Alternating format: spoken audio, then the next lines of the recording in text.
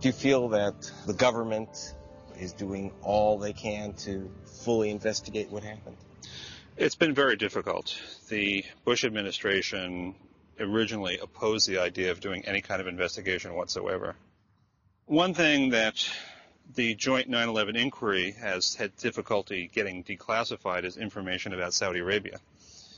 And I suspect that that may be part of the reason why the Bush administration is reluctant to fully disclose what they did prior to 9/11, because even after 9/11 they've maintained a very close relationship with Saudi Arabia, and that may be playing some role, or may be coloring the president's judgment in how he's dealing with the problem of Saudi cooperation on terrorism. Were the Saudis given special treatment, shielded from investigation into royal funding of terrorist fronts? For some answers, I arranged to meet with Ron Motley, the world's richest lawyer. He beat the tobacco companies and won billions. Now he's using his winnings to fund an international intelligence network to find out who funded the terrorists.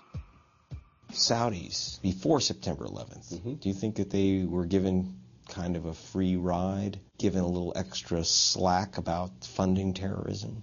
I believe that. Evidence has been uncovered that in the early summer of 2001, several FBI agents who were tasked with trying to find out how al-Qaeda was getting its money were shut down. So pressure was taken off the Saudis suspected of backing Osama bin Laden before September 11th. Motley represents victims of the attack.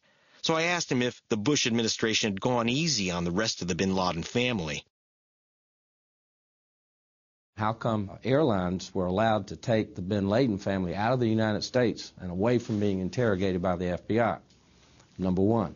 Number two, we obtained from the Bosnian intelligence services, Sarajevo, a copy of what's called the Golden Chain, which listed, al-Qaeda listed, their most generous contributors, and it included the bin Laden family. The Golden Chain document is evidence that in the early days, some members of the bin Laden family were funding al-Qaeda operations in the Balkans. That document was seized by the FBI and the Bosnian police, and the Supreme Court of Bosnia has authenticated the document. What does this administration have to fear about a full investigation of terrorism? I don't know that they do, but maybe they're concerned that some of their friends or some strategic interest might be compromised or revealed to have been sponsors of terrorism. So we're back to the question we began with. Where are this family and their friends leading us?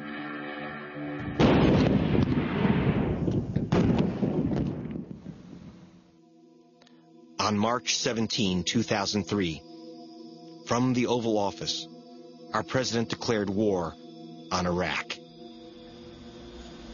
My fellow citizens, events in Iraq have now reached the final days of decision. And then he spoke directly to the Iraqi people. Listen carefully to this warning. Do not destroy oil wells. Do not destroy oil wells. So why did we go into Iraq? And why are we still there? In February 2003, White House spokesman Ari Fleischer announced our new crusade. Ongoing aspects of Operation Iraqi Liberation. Operation Iraqi Liberation.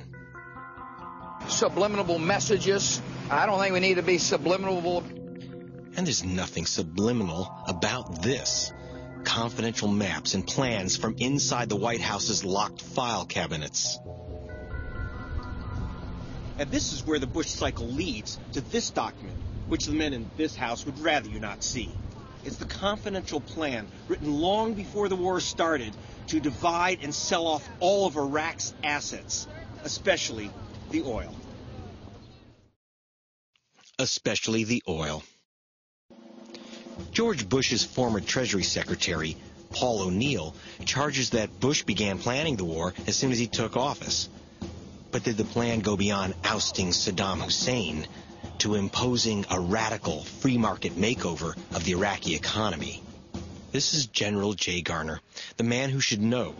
Last April, he rolled into Baghdad with the Bush team's classified plan for economic conquest. All I can tell you is the plans were pretty elaborate. I mean, they didn't start them in 2002. They were started in 2001. Hundreds of pages of the secretly produced strategy lay out the changes to policies, laws, and regulations to allow Americans to own Iraqi banks and businesses, design Iraq's tax policies, and more. Who was invited in to draw up Iraq's laws? Not the Iraqis. Grover Norquist, the super lobbyist, was called into the inner circle 6 months before the war. I worked with lots of different people, talked to guys in Treasury, Defense, State, White House, moving these ideas forward, sometimes getting feedback of, oh, yes, we're doing that, other times, oh, that's a good idea. I wanted to make sure that property rights was on everybody's list of things to get done. While the general said elections would have put a halt to killings of Americans, the corporate lobbyist explained why Iraqis should not be allowed to vote for years. Some things predate and are bigger than and are more important than the state being chosen by an election. Privatization, not democracy, was at the center of the secret Bush program, especially in the oil industries. Garner didn't oppose America's buying up the oil fields, but he doubted it would be popular. That's just one fight that you don't have to take on right now. I'm a believer that you don't want to end the day with more enemies than you started with. Garner refused to force the Bush plan down the throats of the Iraqis. He called for elections and was fired on the spot. The night I got to Baghdad, Secretary Rumsfeld called me and told me that the president was appointing Jerry Bremer as the presidential envoy, and that was all. Indications are the Bush administration may have had its eye on Iraq's oil from the start. The evidence was discovered by a most unlikely source. Hey, Tom, glad to meet you. Nice to meet you. Great.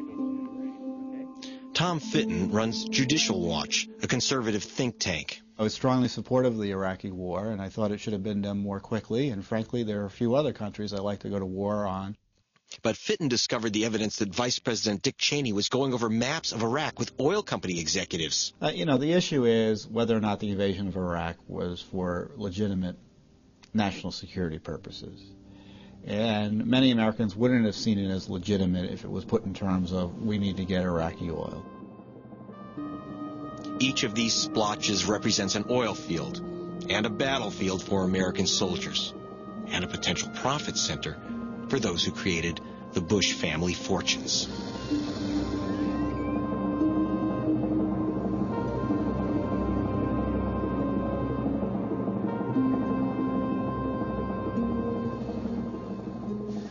You follow the money, and you come back to this.